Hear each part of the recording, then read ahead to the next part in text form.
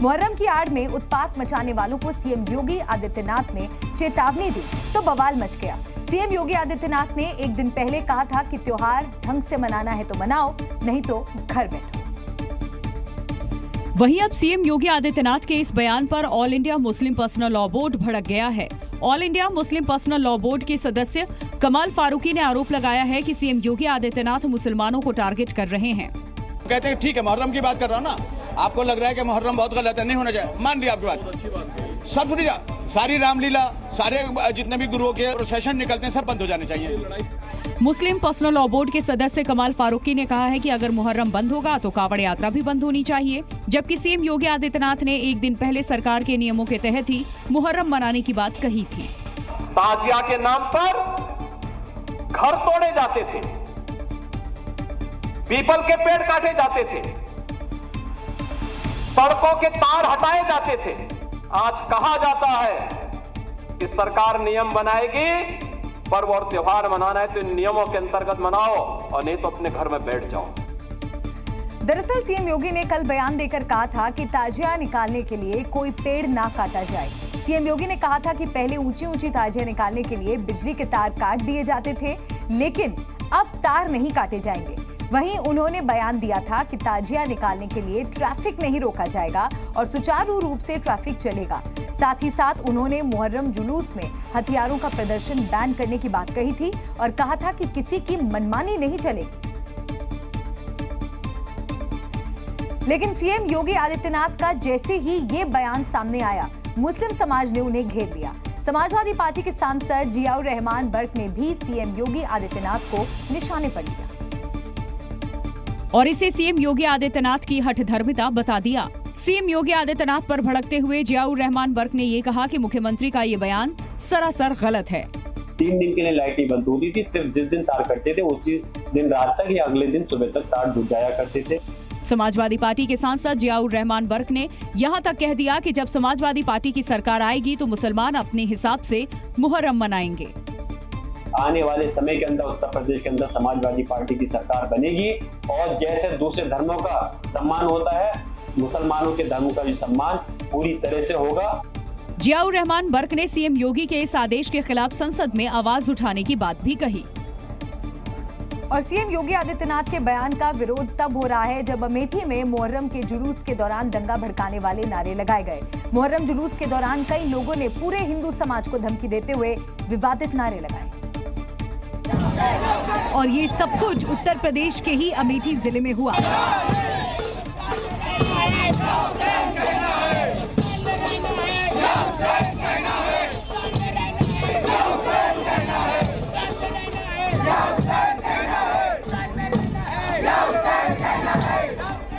शरारती तत्वों की तरफ से ये नारे तब लगाए गए जब मुस्लिम धर्म के बड़े बुजुर्ग लोग भी वहां मुहर्रम के जुलूस में मौजूद थे, लेकिन किसी ने भी युवाओं को ऐसे नारे लगाने से रोकने की कोशिश नहीं की।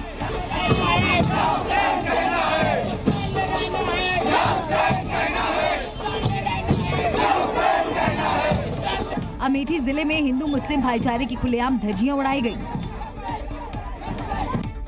अमेठी में दंगा भड़काने की पूरी साजिश रची गई, लेकिन वीडियो वायरल हुआ तो पुलिस भी एक्शन में आ गई। पुलिस ने नारे लगाने वाले 6 लड़कों को हिरासत में ले लिया।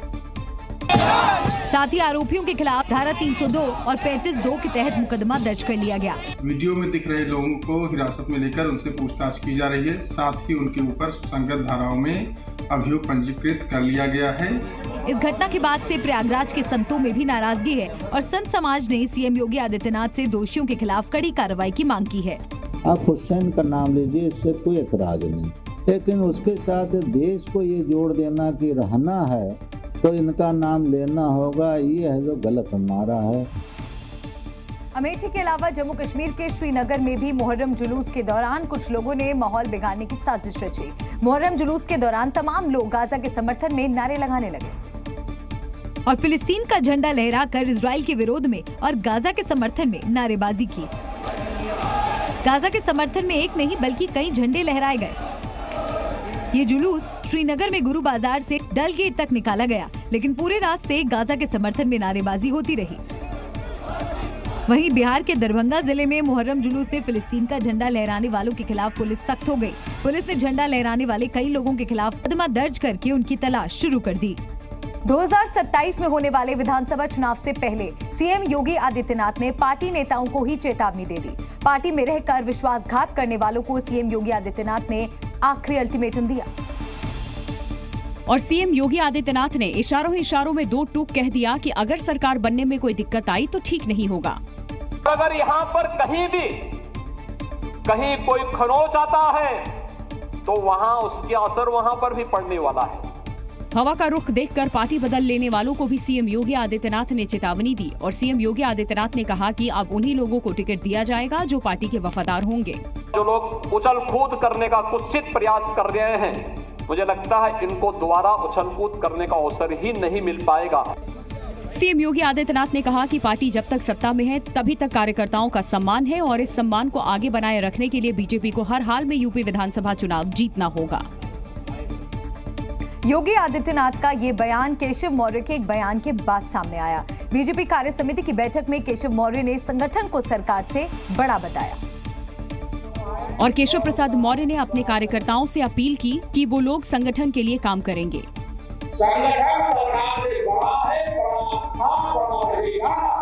केशव प्रसाद मौर्य का जैसे ही ये बयान सामने आया, सियासी गलियारों में इस बयान के अलग अलग मतलब निकाले जाने लगे। उनके इस बयान के बाद पार्टी के अंदर गुटबाजी की खबरें भी सामने आने लगी। ये कयास लगाए जाने लगे कि आखिर केशव प्रसाद मौर्य का इशारा किस ओर है। क्योंकि इस बार लोकसभा चुनाव में बीजेपी का यूपी में प्रदर्शन काफी खराब रहा, इसीलिए पार्टी सबसे ज्यादा यूपी में ही ध्यान दे रही है। 2027 में होने वाले विधानसभा चुनाव के लिए बीजेपी नए प्लान पर काम कर रही है और यूपी में अपने वोट बैंक को मजबूत करने के लिए बीजेपी ने एक बड़ा प्लान बनाया है। बीजेपी सबसे पहले अपने नाराज कार्यकर्ताओं की नाराजगी दूर करेगी। बीजेपी के बड़े बड़े नेता अब गांव-गांव जाएंगे और पार्टी नेताओं का दुख दर्द सुनेंगे। वहीं जो कार्यकर्ता मेहनती होगा उसे संगठन में बड़ी जिम्मेदारी देने की तैयारी भी चल रही है। नए प्लान के तहत अब हर हफ्ते मंडल अध्यक्ष और जिला अध्यक्ष एक दूसरे से मिलेंगे और फिर गांव-गांव जाकर अपने एक एक कार्यकर्ताओं की बात सुनेंगे और उनकी समस्याओं को खत्म करेंगे। ऐसी मुलाकातें पहले भी होती रही हैं। भारतीय जनता पार्टी संगठन ही इस तरह से माना जाता है कि उसमें बैठकें लगातार होती रहती हैं। बीजेपी को पूरा भरोसा है कि उसका ये प्लान काम करेगा और 2027 में इस प्लान से बीजेपी यूपी में सरकार बना पाएगी। पार्टी को उम्मीद है कि जब बड़े नेता गांव-गांव तक जाएंगे तो कार्यकर्ताओं का जोश बढ़ेगा। कार्यकर्ता दोगुनी मेहनत से काम करेंगे जिससे पार्टी का जनाधार भी बढ़ेगा। वहीं इस मुलाकात से स्थानीय नेताओं के बीच मतभेद कम होगा और सभी साथ मिलकर पार्टी को मजबूत करने के लिए काम करेंगे। सिर्फ बीजेपी ही नहीं, कांग्रेस ने भी यूपी की सत्ता को हथियाने के लिए एड़ी चोटी का जोर लगा दिया है। अभी तक कांग्रेस यूपी में जो गलतियां करती आई है, उन गलतियों को सुधारने में कांग्रेस पार्टी जुटी है और कांग्रेस पार्टी अब सबसे बड़ा बदलाव अपने संगठनात्मक ढांचे में कर रही है। कांग्रेस पार्टी ने अपने फ्रंटल संगठनों और विभागों को सक्रिय कर दिया है।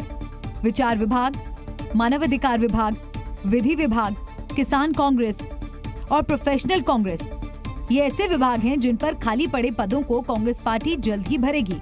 ये सभी विभाग और फ्रंटल जनता के मुद्दों को लेकर सड़कों पर संघर्ष करेंगे और इसमें युवाओं को खास तौर पर सक्रिय किया जाएगा। कांग्रेस इन विभागों में ऐसे युवाओं की भर्ती करेगी जो युवा सोशल मीडिया पर खास तौर से सक्रिय रहते हैं।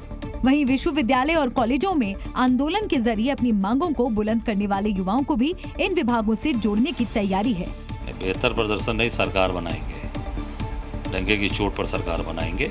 हमारा एक कार्यकर्ता कटिबद्ध है, वचनबद्ध है।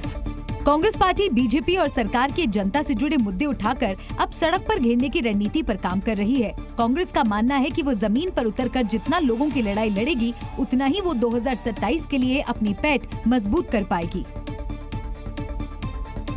राज्यसभा में बीजेपी की संख्या घटकर 86 पहुंच गई है, जबकि एनडीए के सदस्यों की संख्या 101 है। राज्यसभा में बीजेपी सांसदों की संख्या कम होने से सरकार की मुश्किलें बढ़ने वाली हैं और राज्यसभा में बीजेपी की सीटें कम होने का मतलब है कि सरकार को उच्च सदन में कोई विधेयक पारित करने के लिए अब एनडीए के अलावा बाहरी दलों पर निर्भर रहना पड़ेगा।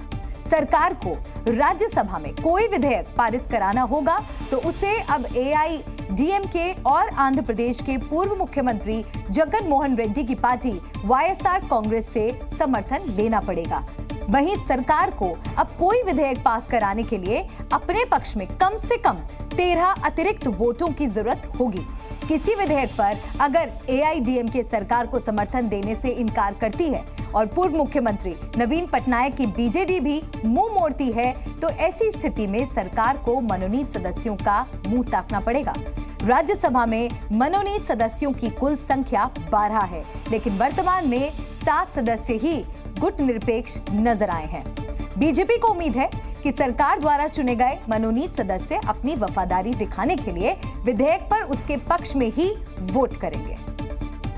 और दिल्ली के मुख्यमंत्री अरविंद केजरीवाल के तिहाड़ जेल में स्वास्थ्य को लेकर विवाद बढ़ गया है। आम आदमी पार्टी ने जेल में केजरीवाल का वजन तेजी से कम होने का आरोप लगाया, तो वहीं तिहाड़ प्रशासन ने गृह विभाग को पत्र लिखकर आम आदमी पार्टी के आरोपों को खारिज कर दिया। तिहाड़ जेल प्रशासन ने अरविंद केजरीवाल का हेल्थ अपडेट जारी करते हुए गृह विभाग को चिट्ठी लिखी और केजरीवाल का वजन 8.5 किलोग्राम कम होने के आम आदमी पार्टी के दावों को गलत बताया। तिहाड़ जेल के सुपरिटेंडेंट के मुताबिक 1 अप्रैल 2024 को जब केजरीवाल पहली बार तिहाड़ आए तो उनका वजन 65 किलोग्राम था। वहीं 10 मई को जब अरविंद केजरीवाल तिहाड़ से निकले तो उनका वजन 64 किलोग्राम था। 2 जून को जब केजरीवाल ने जेल में सरेंडर किया तो उनका वजन 63.5 किलोग्राम था और रविवार यानी कि 14 जुलाई को अरविंद केजरीवाल का वजन 61.5 किलोग्राम पाया गया।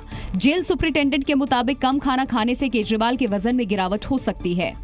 गृह विभाग को लिखी चिट्ठी में तिहाड़ जेल के सुपरिटेंडेंट ने कहा कि हर रोज सीनियर डॉक्टर्स और अधिकारियों की देखरेख में केजरीवाल के स्वास्थ्य की जांच होती है और परामर्श के वक्त उनकी पत्नी सुनीता केजरीवाल भी मौजूद रहती हैं। लेकिन फिर भी आम आदमी पार्टी तिहाड़ जेल प्रशासन को डराने के इरादे से झूठी जानकारी फैलाने और जनता को भ्रमित करने की कोशिश कर रही है। दरअसल आम आदमी पार्टी ने दावा किया था कि तिहाड़ जेल में अरविंद केजरीवाल का वजन कम हो रहा है और कई बार उनका शुगर लेवल 50 से नीचे जा चुका है, जिस वजह से उनकी जान को खतरा है और वो सोते हुए कोमा में जा सकते हैं। भारतीय पुरातत्व सर्वेक्षण यानी एएसआई ने धार भोजशाला का सर्वे पूरा कर लिया और अपनी रिपोर्ट हाईकोर्ट में सौंप दी है, जिसके बाद इस पूरे मामले पर मध्य प्रदेश हाईकोर्ट की इंदौर बेंच 22 जुलाई को सुनवाई करेगी। धार में भोजशाला का सच जानने के लिए एएसआई की इस सर्वे की रिपोर्ट पर सबकी निगाहें लगी हैं। करीब 3 महीने तक भोजशाला का सर्वे करने के बाद एएसआई की टीम ने मध्य प्रदेश हाईकोर्ट की इंदौर बेंच में अपनी सर्वे रिपोर्ट पेश की। एएसआई की टीम ने 98 दिनों तक भोजशाला का सर्वे किया।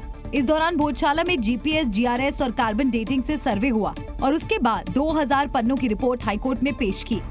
भोजशाला पर एएसआई की रिपोर्ट में करीब 1700 अवशेष मिलने का जिक्र किया गया है। हाईकोर्ट की इंदौर बेंच में सर्वे रिपोर्ट पेश होने के बाद हिंदू पक्ष के वकील विष्णु शंकर जैन ने कहा है कि कोर्ट में हिंदू पक्ष का केस मजबूत हुआ है। इस रिपोर्ट के बाद हमारा जो केस है और पुख्ता हुआ है और साबित हुआ है और बेसिक तौर पे हम जो कहना चाहते हैं कि एक हिंदू मंदिर का परिसर है, शारदा सदन है और यहाँ पे गलत ढंग से हमारे मंदिर परिसर को तोड़ के उसको मस्जिद का शेप देने की कोशिश की गई है। संस्कृत की ऋचाएँ हैं, खंबे हैं, पिलर्स हैं, हिंदू देवी देवताओं के चिन्ह हैं, मूर्तियाँ हैं, ये सारी बातें 98 डेज के सर्वे में उभर के सामने आई हैं। भोजशाला भारतीय पुरातत्व विभाग की एक संरक्षित स्मारक है। हिंदू पक्ष का दावा है कि इसका निर्माण हजारों साल पहले राजा भोज के शासन के दौरान हुआ था। अब एएसआई की रिपोर्ट के बाद हाईकोर्ट इस मामले में अब 22 जुलाई को अगली सुनवाई करेगा।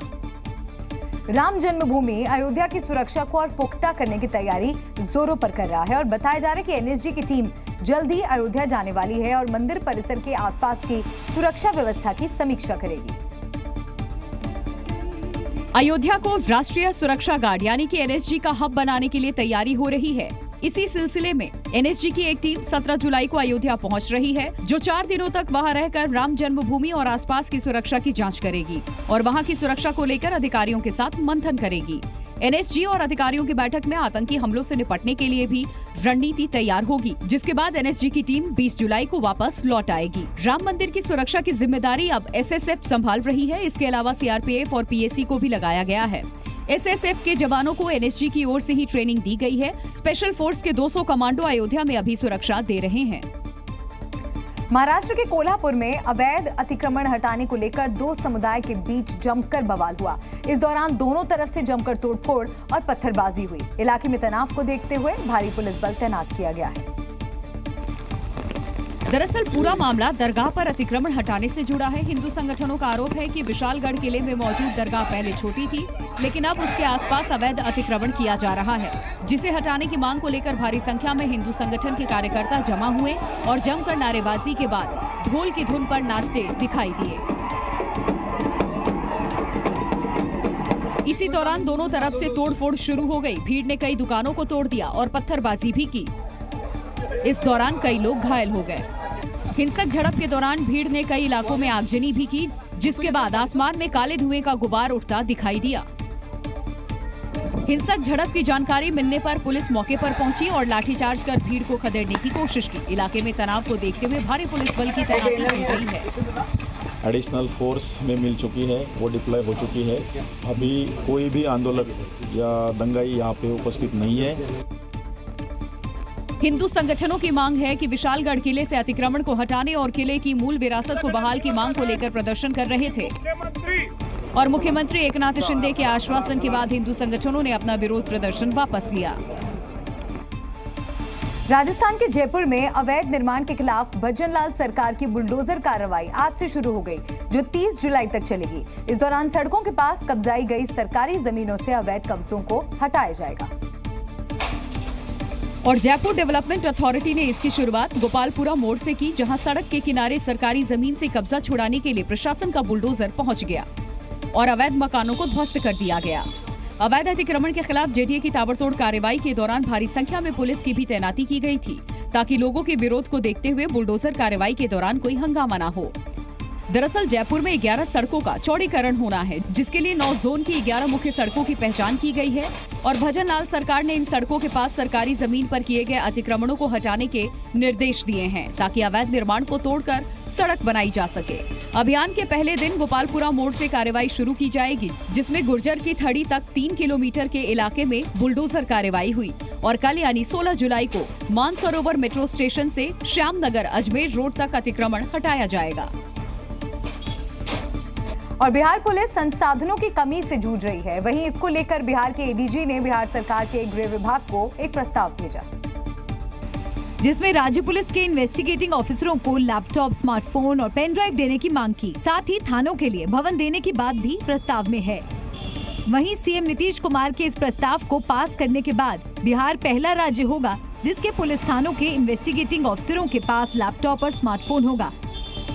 इसके लिए बिहार पुलिस ने एएसआई से लेकर एडीजी स्तर के करीब 24,000 पुलिसकर्मियों को ट्रेनिंग भी दी है। बिहार पुलिस मुख्यालय ने बिहार सरकार के होम मिनिस्ट्री को एक अपना प्रस्ताव भेजा है, जिसमें तमाम आईओ के लिए उसने लैपटॉप मांगे हैं और मोबाइल फोन्स मांगे। सरकार के पास यह प्रस्ताव गया हुआ है। अब सरकार को यह फैसला लेना है कि बिहार पुलिस को उन्नत बनाने के लिए पहले उसको कम्युनिकेशन बेहतर देना है, या फिर गाड़ियां देनी है, या फिर भवन देने हैं, या लैपटॉप देने हैं। आपको बता दें, संसद से पारित 3 नए आपराधिक कानून 1 जुलाई 2024 से पूरे देश में लागू हो चुके हैं। इसमें डिजिटल एविडेंस कलेक्शन पर जोर है, यानी केस में जुटाए गए साक्ष्यों को डिजिटल भी रखना होगा। इसको ध्यान में रखकर ये प्रस्ताव भेजा गया है। बढ़ते आगे अगली खबर का रुख करेंगे। दिल्ली एनसीआर में खौफ का नाम बने तमाम बड़े गैंगस्टर दिल्ली में रहकर नहीं बल्कि विदेशों में बैठकर हत्या, रंगदारी, वसूली का गैंग चलाते हैं। का सबसे बड़ा हथियार सोशल मीडिया है, जिस पर ये लॉरेंस बिश्नोई, नीरज बवाना, हिमांशु भाऊ जैसे बड़े गैंगस्टर की वीडियो क्राइम थीम के साथ अपलोड करते हैं। और न सिर्फ लोगों को डराने के लिए इसका इस्तेमाल होता है, बल्कि इसके जरिए नए युवाओं को भी रिक्रूट करते हैं। नीरज बवाना और लॉरेंस बिश्नोई जैसे गैंगस्टर तो जेल में हैं, लेकिन इनका गैंग विदेशों से संभाला जा रहा है। कनाडा में बैठा गोल्डी बराड लॉरेंस का गैंग चला रहा है। इंटरनेशनल गैंगस्टर्स हो गए। उनकी वजह यह है कि जो नामी गैंगस्टर हैं, जो कि अपना नाम चमका रहे हैं, वो लोग विदेशों में बैठ जाते हैं और वो अपने गुर्गों के थ्रू, जो कि जहाँ से उन्होंने एक्सटॉर्शन करना है या कुछ हफ्ता वसूली करना है या दूसरा पैसा इकट्ठा करना है अपने लिए, उन लोगों के द्वारा जो उनको डायरेक्शन देते हैं विदेश में बैठे हुए, और वो लोग उनका काम करते हैं, जो यहाँ के लोकल आदमी है उनके ऊपर। अभी हाल ही में सोनीपत एनकाउंटर के बाद फिर से सुर्खियों में आया हिमांशु भाऊ भी विदेश में बैठे और सोशल मीडिया से आतंक का खौफ पैदा करता है। सूत्रों की माने तो हिमांशु भाऊ बेहद ऑर्गेनाइज तरीके से सोशल मीडिया के जरिए उन नौजवानों को अपने गैंग में शामिल करता है जिन्हें पैसों की सख्त जरूरत हो और जिनके खिलाफ छोटे मोटे मुकदमे भी दर्ज हैं। इन युवाओं के जरिए वो अपना एक्सटॉर्शन का रैकेट चलाता है। विदेशों से गैंग चलाने वालों की 28 गैंगस्टरों की लिस्ट भी केंद्रीय एजेंसियों ने जारी की है, जिसमें 9 कनाडा से, 5 अमेरिका से और बाकी यूके, पुर्तगाल, यूएई समेत तमाम देशों से गैंग को ऑपरेट करते हैं। विदेश में बैठे गैंगस्टर्स को पकड़ने में पुलिस को कानूनी अड़चनें भी आ रही हैं। लगातार ऐसे गैंगस्टरों पर नकेल कसने के लिए दिल्ली पुलिस इंटरपोल की मदद से उन्हें भारत लाना तो चाहती है, लेकिन देश की सीमा से बाहर होने की वजह से उन्हें ला पाना बड़ा मुश्किल साबित हो रहा है। और यही वजह है विदेशों में बैठकर ये लोग दिल्ली और एनसीआर समेत एक्सटॉर्शन का एक ऑर्गेनाइज्ड रैकेट चला रहे हैं। धमकी देने के नाम पर अंधाधुंध फायरिंग की जाती है और उसके बाद एक्सटॉर्शन की कॉल की जाती है। नहीं देने पर हत्या तक कर दी जा रही है। इसको लेकर दिल्ली पुलिस बाकी राज्यों की पुलिस के साथ इंटरस्टेट कोऑर्डिनेशन करके ऐसे गैंगस्टरों के जितने भी शूटर हैं उनकी एक लिस्ट तैयार कर रही है, ताकि पहले उन्हें काबू किया जा सके और उसके बाद विदेशों में बैठे उनके आकाओं पर शिकंजा कसा जा सके। जो गैंग विदेश से बैठकर अपने खौफ का धंधा दिल्ली, एनसीआर और बाकी राज्यों में चला रहे हैं, वो कौन है वो भी आपको बताते हैं। लिस्ट में सबसे पहला नाम गोल्डी बराड़ का है। ये लॉरेंस बिश्नोई गैंग की कमान संभाल रहा है। इसकी लोकेशन अमेरिका में ट्रेस की गई है। पंजाबी सिंगर सिद्धू मूसेवाला हत्याकांड का ये मास्टरमाइंड है। गैंगस्टर टॉप लिस्ट में दूसरा नाम है हिमांशु भाऊ का। ये गैंग हिमांशु भाऊ का गैंग जो सरगना है और इसकी आखिरी लोकेशन पुर्तगाल में पाई गई थी। हत्या, वसूली समेत तमाम केस दर्ज हैं। हरियाणा, दिल्ली, एनसीआर में ये गैंग एक्टिव है। तीसरा नाम है रोहित गोदारा का। ये भी बिश्नोई गैंग का है और इस गैंग का अहम सदस्य है। इसकी लोकेशन यूरोप में पाई गई है। इस पर ही करणी सेना के अध्यक्ष सुखदेव सिंह गोगामेड़ी की हत्या का आरोप है। चौथा नाम है कपिल सांगवान का। ये भी बिश्नोई गैंग का मेंबर है और यूके में बैठकर हरियाणा, दिल्ली में दहशत फैलाने का ये काम कर रहा है। इस पर ही हाल ही में हरियाणा इनेलो के अध्यक्ष और पूर्व विधायक नफीस सिंह की हत्या का अंजाम दिलाने का आरोप है। पांचवा नाम है अनमोल बिश्नोई का। ये लॉरेंस बिश्नोई का भाई बताया जाता है और बिश्नोई गैंग का अहम सदस्य है। इस पर सलमान खान के घर फायरिंग कराने का आरोप है। और विवादों में घिरी महाराष्ट्र केरल की आईएएस अधिकारी पूजा खेड़कर लगातार सुर्खियों में है और उन्हें लेकर हर रोज नए खुलासे हो रहे हैं। ताजा मामला पूजा खेड़कर के एमबीबीएस में दाखिले को लेकर जुड़ा है और खुलासा हुआ है कि ट्रेनी आईएएस अधिकारी पूजा खेड़कर ने साल 2007 में पुणे के काशीबाई नवले मेडिकल कॉलेज में एमबीबीएस में दाखिला लिया था और दाखिले के वक्त NT3 श्रेणी का गैर क्रीमी लेयर प्रमाण पत्र जमा कराया था। बताया जा रहा है कि दाखिले के दौरान पूजा ने अपना मेडिकल प्रमाण पत्र भी कॉलेज को सौंपा था और प्रमाण पत्र के मुताबिक वे मेडिकल रूप से पूरी तरह फिट थीं। एडमिशन के टाइम पे उसने मेडिकल फिटनेस सर्टिफिकेट सबमिट किया था। उस पर डिसेबिलिटी का कोई उल्लेख नहीं है। यानी वो फिजिकली पूरी तरह से तंदुरुस्त है, इसका मतलब ऐसा होता है उस फिटनेस सर्टिफिकेट का, ऐसा मतलब होता है उसका। वहीं ये भी बताया जा रहा है कि ट्रेनी आईएएस अधिकारी पूजा खेड़कर ने पुणे जिला सिविल अस्पताल से विकलांगता का प्रमाण पत्र भी हासिल करने की कोशिश की थी, लेकिन उनकी मेडिकल जांच के बाद अस्पताल प्रशासन ने उन्हें विकलांगता का सर्टिफिकेट देने से मना कर दिया था। महाराष्ट्र काडर की ट्रेनी आईएएस अधिकारी पूजा खेड़कर पर अपने पद का दुरुपयोग करने और सिविल सेवा परीक्षा उत्तीर्ण करने के लिए फर्जी विकलांगता और जाति प्रमाण पत्र जमा करने के आरोप हैं। उत्तरी कश्मीर के कुपवाड़ा में भारतीय सेना ने घुसपैठ की एक बड़ी कोशिश को नाकाम कर दिया। सेना ने 3 आतंकियों को मार गिराया, तो वहीं आतंकियों से भारी मात्रा में हथियार और गोला बारूद बरामद किए गए। अमरनाथ यात्रा पर हमले की साजिश थी। उत्तरी कश्मीर के कुपवाड़ा जिले के केरन सेक्टर में जो घुसपैठ की कोशिश विफल कर दी गई और 3 मिलिटेंट्स को मार गिराया गया, उन मिलिटेंट्स का मंसूबा ये था कि वो कश्मीर में चल रही अमरनाथ यात्रा को निशाना बनाएं, लेकिन इससे पहले कि वो अपने मंसूबों में कामयाब होते, उन्हें नियंत्रण रेखा पर ही मार गिराया गया। उनके पास से भारी मात्रा में हथियार और गोला बारूद बरामद किया गया है, जिसमें करीबन 3 AK-47 राइफल, कई पिस्टल, हैंड ग्रेनेड्स और पाकिस्तान मेड कई ऐसी चीजें मिली हैं जो उनके पास से बरामद की गई है। रैली में जिस तरह से अमेरिका के पूर्व राष्ट्रपति ट्रंप को गोली से मारने की कोशिश की गई, क्या इसकी भविष्यवाणी अमेरिका के एक पादरी ने पहले ही कर दी थी? क्योंकि अब उस पादरी का वीडियो तेजी से वायरल हो रहा है। अमेरिका के ये वही पादरी हैं जिन्होंने आज से 3 महीने पहले ही भविष्यवाणी कर दी थी कि डोनाल्ड ट्रंप पर जानलेवा हमला होगा। इनका नाम ब्रैंडन बिग्स है, जो अमेरिका में एक पादरी है और भविष्यवाणियों को लेकर सुर्खियों में रहते हैं। ट्रंप पर हमले के बाद अब इनका 3 महीने पहले का वीडियो वायरल हो रहा है, जिसमें ट्रंप पर अटैक की भविष्यवाणी की थी। वीडियो में जो भी ट्रंप के अटैक को लेकर भविष्यवाणी की, वो बात भी 100% सच निकली। पादरी ब्रैंडन बिग्स की ट्रंप पर अटैक की भविष्यवाणी तो सच निकली। अब देखना होगा कि ट्रंप के प्रेसिडेंट बनने की जो भविष्यवाणी इन्होंने की है, वो सच निकलती है या नहीं। लगातार विवादों में रहने वाला नोएडा का गार्डन गैलेरिया मॉल एक बार फिर चर्चाओं में है।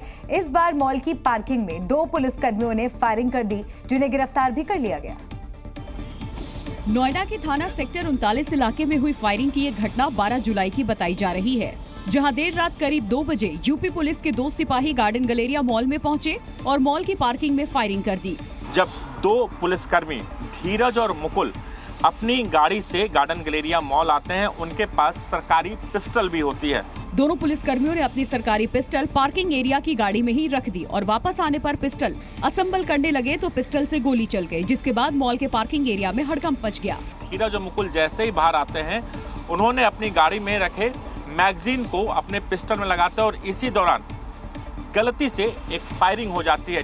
मॉल के पार्किंग एरिया में फायरिंग की सूचना मिलने पर पुलिस मौके पर पहुंची और दोनों को गिरफ्तार कर लिया। आरोपी दोनों पुलिसकर्मी गाजियाबाद के इंद्रापुरम थाने में तैनात है। पिस्टल रखने के दौरान लापरवाही से गोली चलने के बाद दोनों पुलिसकर्मी को जमानत भी दे दी गई है। गुजरात में आणंद के पास हुए एक सड़क हादसे में 6 लोगों की मौत हो गई।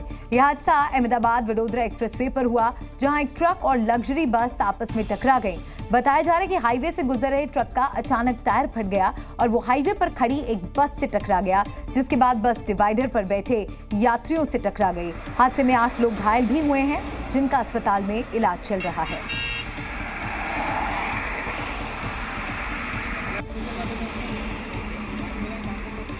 और यूपी के बरेली में पुलिस ने बीती रात मुठभेड़ के दौरान 25,000 के इनामी बदमाश को गिरफ्तार किया है।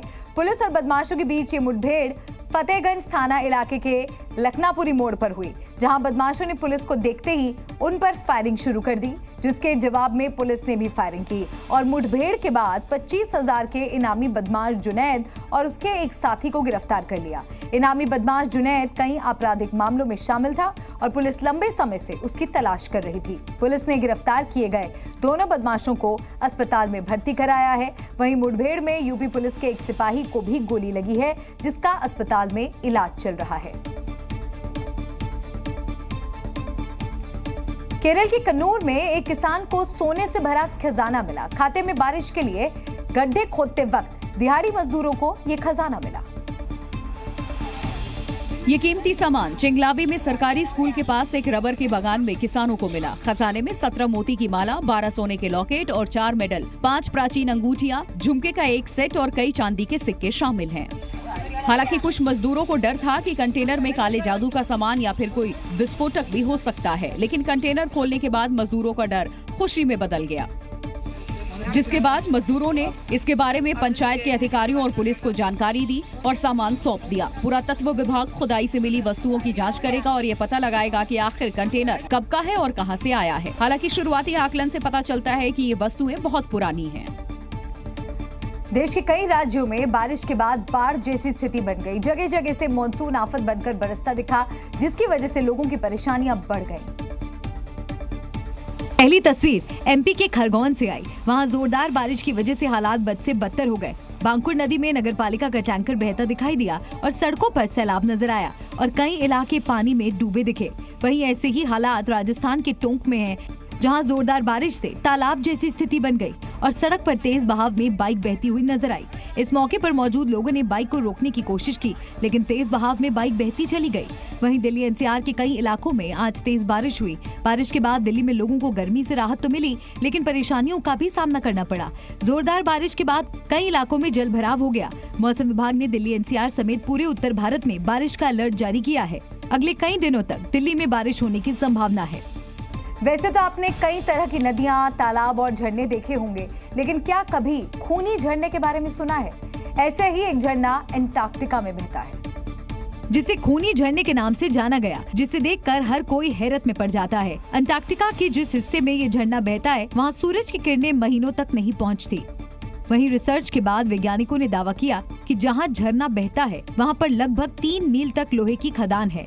जब झील का पानी लोहे की इस खदान के ऊपर से बहता है, तो ऑक्सीजन के संपर्क में आने से इसके पानी का रंग लाल हो जाता है। आपको बता दें, इस झरने के बारे में वैज्ञानिकों को 1911 में पता चला था, जिसके बाद इस झरने का नाम लाल झरना रखा गया। रूस ने एक बार फिर यूक्रेन पर जोरदार हमला किया। रूस ने इस जबरदस्त हमले में यूक्रेन के गोला बारूद डिपो को निशाना बनाया, जिसका वीडियो भी रूसी रक्षा मंत्रालय ने जारी किया। रूस के इस भयंकर हमले में यूक्रेन का गोला बारूद डिपो पूरी तरह से तबाह हो गया। वीडियो में दिखा कि आसमान से डिपो के ऊपर बम बरसाए गए, जिसमें पूरा का पूरा डिपो धमाके के साथ उड़ गया और पल भर में ही पूरा इलाका धुआं हो गया। रूस के हमले का एक और वीडियो भी सामने आया, जिसमें रूसी सैनिक टैंक से भी यूक्रेनी ठिकानों पर हमला करते हुए नजर आए। वीडियो में हमले के बाद यूक्रेन के ठिकानों में जोरदार धमाका हुआ और फिर आग लग गई। वहीं यूक्रेन ने दावा किया कि उसके सैनिकों ने रूसी सेना के साथ कई अलग अलग जगहों पर 100 से ज्यादा बार मुठभेड़ की, जिसमें रूसी सैन्य कर्मियों और उपकरणों को भारी नुकसान पहुंचा। रूस लगातार यूक्रेन पर ताबड़तोड़ हमले करता दिखाई दिया। रूस की एयरफोर्स भी यूक्रेन के कई ठिकानों पर हमले करती नजर आई। वहीं अब रूस ने यूक्रेन पर KA-52M हेलीकॉप्टर से हमला किया। रूस ने यूक्रेन के सैन्य बेस को निशाना बनाया, जिसका वीडियो भी रूसी रक्षा मंत्रालय ने जारी किया।